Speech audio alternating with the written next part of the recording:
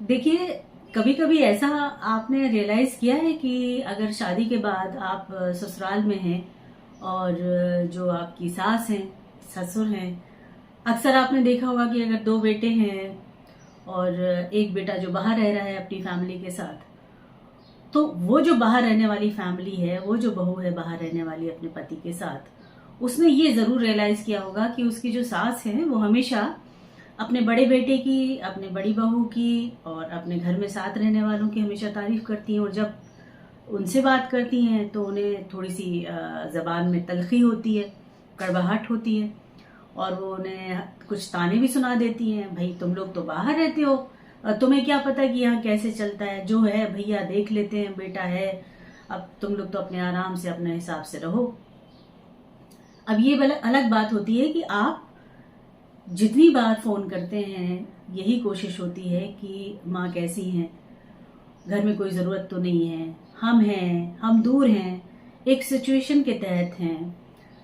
तो आज की बात इसी विषय पे करते हैं और इसका रीज़न ये है कि एक बहुत अच्छा सवाल आया आज ही किसी ने पूछा और उनका सवाल का मकसद ही यही था कि उन्होंने पूछा कि मैं हमेशा अपनी सास को फ़ोन करती हूँ लेकिन वहां से इतनी ताने सुनने को मिलते हैं मुझे और वो कभी प्यार से बात ही नहीं करती और हमेशा उल्हाना देती रहती हैं और वो हमेशा तारीफ करती हैं तो अपने बड़े बेटे की, बड़ी बहू की और अपनी बेटी की। तो उनको मैंने आंसर भी लिखा है और आप चाहें तो इसको चेक भी कर सकते हैं। इससे पहली वाली वीडियो में मैंने डाला हुआ है इस आंसर को। उनको मैंने ये बताने की कोशिश की कि क्या होता है कि जो लोग साथ में रहते हैं और स्पेशली जो सास होती हैं, जो माँ होती हैं, उनका यही एक नज़रिया ज़्यादा रहता है कि जो साथ में हैं लोग उनको खुश रखना है, उनकी तारीफ करना है, वो साथ में रह रहे हैं, वो देखभाल कर रहे हैं उनकी। और डायरेक्ट कोई भी इशू है उसको सॉल्व करने के लिए वही लोग हैं सामने। तो जब अगर वो आसपास हैं और आप तब उनको फोन करेंगे तो उनके फोन करने पे बात करने का उनका बिल्कुल तरीका बिल्कुल अलग होगा।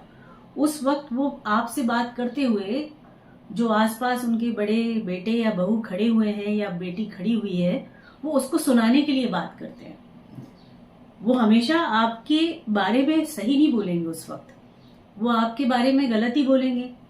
यही कहेंगे कि भाई मेरा तो बड़ा बेटा बहुत अच्छा है और तुम लोग तो चले गए हो तो भूल ही गए हो माँ को, और वही देख रहा है, बड़ी बहू बहुत अच्छी है, ध्यान रखती है, सर में तेल भी लगाती है और दवाई भी वही देती है, खाने पीने का ध्यान भी रखती है, बिटिया भी है। अब तुम लोग को तो पड़ी नहीं है, तुम लोग अलग अपने बस गए हो जाके, बेटा भी इतना बिजी हो गया है, फोन भी नहीं करता है। जबकि ये सारी चीजें जब कभी वो अलग हों और अकेले में हों तब आप उनसे बात करके देखिए, उनकी बात करने का तरीका एकदम अलग होगा। वो शायद तब अपने बड़े बेटे के बारे में कुछ ऐसी बातें आपको बता देंगी कि जो उनके दिल में अच्छी नहीं लग रही होंगी। वो आपको बता देंगे कि मैं रह तो रही हूँ लेकिन एक बार ऐसा हुआ था कि बहू ने ऐसा कह दिया, मुझे अच्छा नहीं लगा। तो ये जो तरीके हैं घर में बड़ों के, स्पेशली जिनके बहू बेटे होते हैं, नाती पोते होते हैं, वो जो उस एज में क्या होता है कि आप उनकी मेंटेलिटी समझने की, मानसिकता समझने की कोशिश करिए। अगर हम यही सोचते रहेंगे कि ये ऐसी ही हैं, एक्चुअली देखा जाए तो वो ऐसी ही हैं, ऐसा नहीं करना चाहिए उनको। जो सही है उस सही को सही समझते हुए करना चाहिए। उनको तो माँ है वो, सास का मतलब क्या है, सास भी तो माँ ही है ना।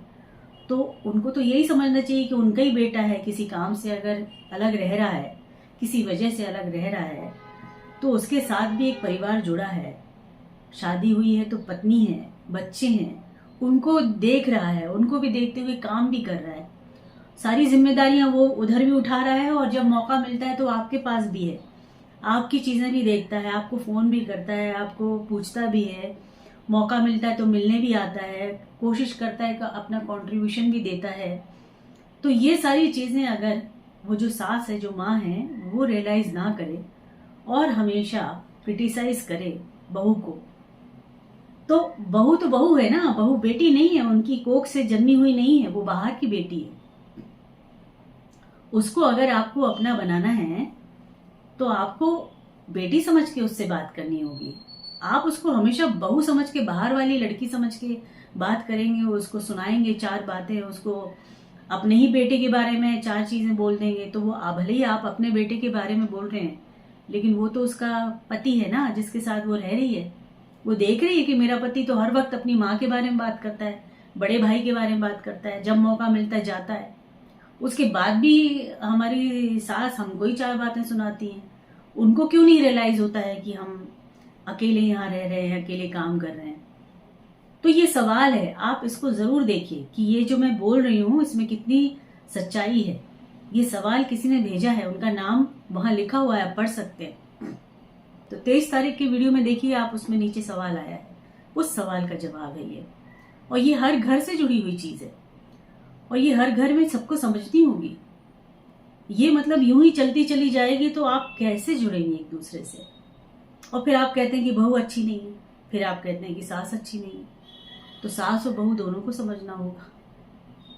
दोनों ही घर की धुरी है, दोनों ही वो जड़ हैं जिनके ऊपर पूरा पेड़ फलता है, पौधे बड़े होते हैं, फल लगते हैं। तो जब तक ये दोनों की बॉन्डिंग अच्छी नहीं होगी ना, तो सारी चीजें तो तहस नहस हो जाएंगी। और जो बाहर की लड़की है उसको तो जोड़ने के लिए आपको ऐसा समझना पड़ेगा कि वो आपसे, आपकी कोख से जनी हुई बिटिया है, तभी आप कनेक्ट हो पाएंगे। और वो बहू जो है उसको तो मैं यही कहना चाहती हूँ, जिसका जवाब मैंने दिया भी है, कि आप उनको समझा नहीं सकते हैं अभी, क्योंकि वो उन लोगों के साथ रहती हैं। तो बेहतर है कि आप समझ लें इस चीज को। समझने जो मैं आज अभी बता रही हूँ आपको, और मैंने उसका आंसर भी आपको दिया हुआ है, कि वो आप उनकी मानसिकता को अभी बदल नहीं सकती हैं। वो थोड़ा सा जो है उस एज में है, और उनको यही लगता है कि अभी तो मुझे यही करना है कि जो लोग साथ हैं उन्हीं के बारे में अच्छी अच्छी बातें कहनी है। तो जो दूर हो रहता है वो दिल से भी दूर होता है, जो नजर से दूर होता है वो जो दिल से दूर होने लगता है। तो आप लोग दूर रहते हैं, तो दूर होने की ये छोटी सी एक कॉम्प्लिकेशन है, सजा है समझ लीजिए। तो ये तो भुगतना पड़ेगा। तो मन खराब ना करें, उनकी मनस्थिति को भी समझें। कोशिश करें कि जब आप जाएं तो एक्स्ट्रा एफर्ट लें, उनको अच्छी गिफ्ट लेकर जाएं, उन पे अपनापन जताएं, और उनको कहें कि भाई हम अलग जरूर रहते हैं, तो दिल से दूर थोड़ा हो गए हैं। बेटा भी क्या माँ से दिल से दूर हो सकता है? कभी नहीं। तो यही है, दोनों पहलू को बराबर से समझने की कोशिश करनी पड़ेगी, रिश्ते तभी साथ चलते हैं। ठीक है, उम्मीद है आपको सवाल का जवाब मिला हो, और इस जवाब से शायद बहुत सारे लोगों को कुछ जवाब मिले हों। Thank you so much. खुश रहिए, प्यार से रहिए, जुड़े रहिए। God bless you.